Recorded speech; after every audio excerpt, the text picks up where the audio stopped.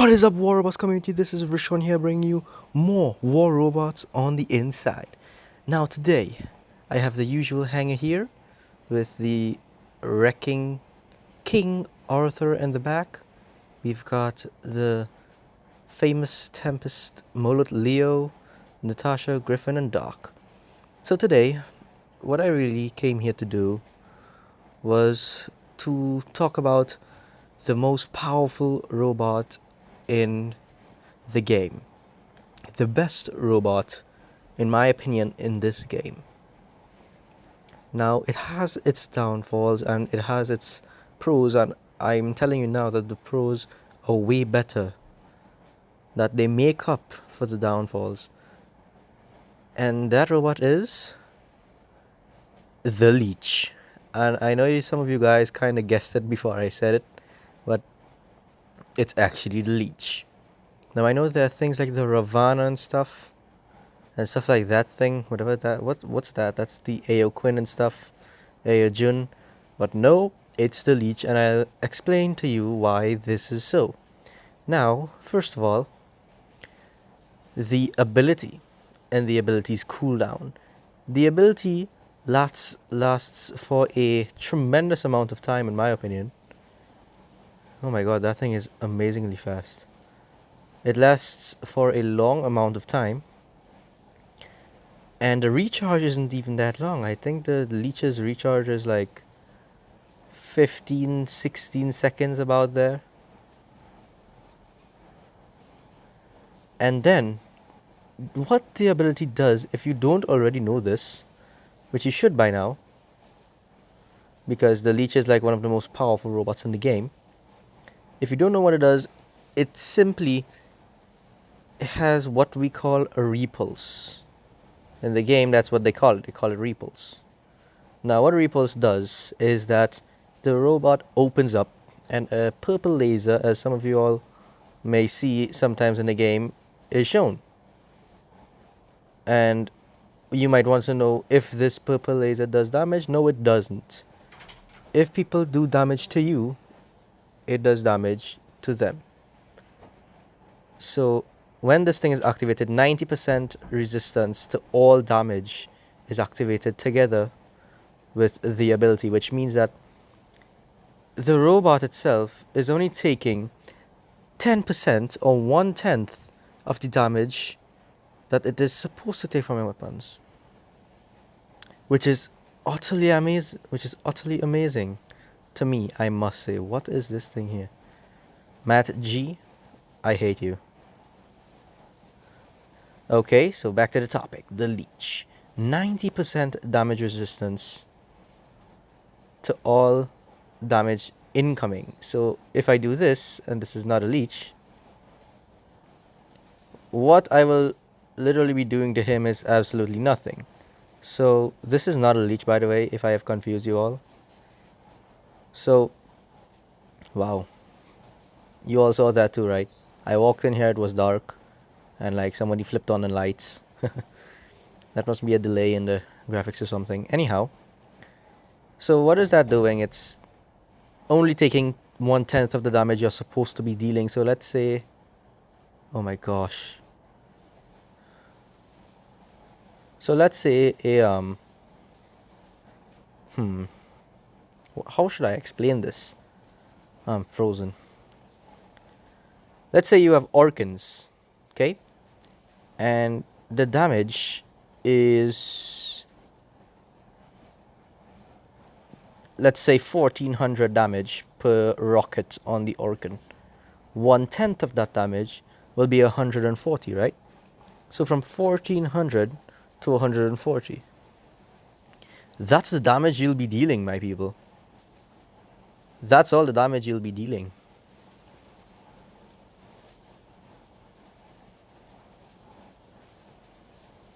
Which is, in my opinion, insane. Because, and there's another robot with this ability too. If you want to know what it is the Blitz robot, but you need the legendary pilot to activate this ability. Oh my god, why am I the only one with a lot of robots? We just lost that match there. Totally sucked at it. Anyhow, the Blitz robot. You can only get the 90% resistance swapped for the shield when you have the legendary pilot. But this leech ability is is completely built into the robot. You buy the robot level 1, there it is. But the downfall with this thing, it has no protection once the ability goes down, none whatsoever. You can melt it like that. Plus the thing, the life, the HP on this robot is insanely low. Let's go check it out now. Let's go check out what a level 1 leech is made out of. So as you can see, I'm going here. Oh, that's my inventory. So the leech robot is the best in my opinion when the ability is active. Plus it is pretty fast, so you can obviously run back into safety once you see that the ability is going to end. So that's another good thing about it. Oh my gosh, where is this thing? Oh, I think it's the last robot. Yes, it is. Look, it's here. Let's read it. A high-tech robot with serious firepower, and that's one of the cons, the pros about these things, because it holds 4 medium, and any medium weapon can deal a lot of damage. Though Leech may seem fragile at first glance, it possesses a unique defense system designed by EvoLife engineers, which is obviously not real. The robot absorbs incoming damage and redirects it to the enemy. So the redirected damage is 35%. So 35% of what you're taking, the damage you're taking, is redirected to another person who you're leeching when you are being attacked in the ability. So you deal damage and you have decreased damage, decreased damage ability thing. And let's see here, the duration is 10 seconds. Now you have 10 seconds of 90% resistance, which means you activate this ability and you can run directly on the center beacon, cap it, and get back into safety before the enemy has time, before the ability goes down. So that's completely abnormal. So okay, let's read the ability. Repulse. Leech activates a defense system and absorbs most of the damage. If there is an enemy in the robot's sight, Leech can establish a connection with it and redirect part of that incoming damage to it. So that just completely explained what I said there. Now the range of this ability is 500 meters. But a level 1 Leech is, look at this, 65.8k health, which is like nothing.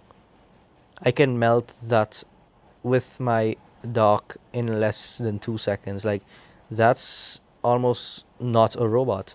The Phantom, which is a smaller robot than the Leech, has more health and more speed because it's a light robot. But the Leech being not a light robot, a medium robot with this kind of health, it's not really good, because compared to this 65.8, we're going to go through 96, 128 at level 1. That's a behemoth. I think that's why they call it a behemoth. The Blitz robot even has more health. Oh my god, well, I don't know what's going on with the Spectre. I think this thing needs a buff, the Spectre. The Loki has more health. A Bulwark has more health. The Ares is relatively weak because of the shield, the built-in shield that it has. That's why this has that ability. So forth with the Leech. So that's what I'm trying to show you here. Sometimes the ability makes it so overpowered that you have to absolutely kill the robot in a way that people won't notice it.